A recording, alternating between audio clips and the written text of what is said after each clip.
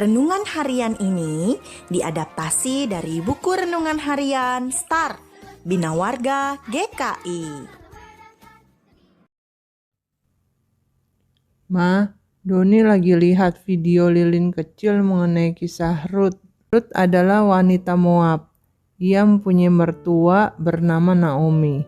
Setelah 10 tahun menetap di daerah Moab, Naomi ingin kembali pulang ke Israel karena bencana kelaparan di Israel sudah berlalu. Karena kedua anaknya Naomi sudah meninggal, maka Naomi menyuruh kedua menantunya untuk kembali kepada ibu mereka masing-masing. Namun Ruth tetap bersikeras untuk mengikut Naomi kembali ke Israel. Nama Ruth artinya apa sih, Ma? Nama Ruth dalam bahasa Ibrani artinya belas kasih. Wah, sesuai dengan namanya.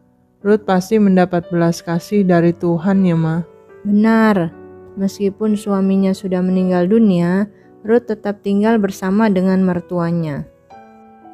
Ketika Naomi mendesak Ruth untuk kembali kepada ibunya, Ruth berkata, "Jangan desak aku meninggalkan engkau, sebab kemanapun engkau pergi, ke situ jugalah aku pergi. Dan di mana engkau bermalam, di situ jugalah aku bermalam. Bangsamulah bangsaku, dan Allahmulah Allahku." Perkataan itu adalah suatu pernyataan iman yang mengagumkan dari Ruth. Sebagaimana kita ketahui, bangsa Moab adalah bangsa yang tidak mengenal Allah, dan mereka banyak menyembah dewa-dewa. Namun setelah ia mengenal Naomi, Ruth pun percaya kepada Allah yang hidup yang disembah oleh Naomi. Wah, pasti Naomi senang punya menantu yang setia seperti Ruth. Lalu bagaimana pemeliharaan Tuhan dalam kehidupan Ruth ketika ia sudah berada di Israel? Apalagi ia adalah orang asing di sana. Nah, disinilah bermula kasih pemeliharaan Allah dalam kehidupan Ruth. Di Israel, Naomi mempunyai sanak saudara dari pihak Elimelek suaminya, yang bernama Boas. Boas adalah orang yang kaya raya yang memiliki ladang jelai. Di ladang jelai, Ruth mengambil sisa-sisa yang tercecer di tanah. Hal itu biasa dilakukan oleh orang miskin atau orang asing. Lalu apakah sisa jelai itu cukup untuk mereka berdua, Ma? Atas belas kasih Tuhan, Boas memerintahkan kepada para pekerjanya untuk menyebarkan jelai yang baik. Jadi ketika Ruth mengambil jelai yang tercecer di tanah, seolah-olah itu adalah sisa jelai yang jelek. Padahal itu adalah jelai yang bagus untuk dibawa pulang untuk makan Ruth dan mertuanya. Wah, betapa baiknya pemeliharaan Tuhan dalam kehidupan Ruth ya, Ma.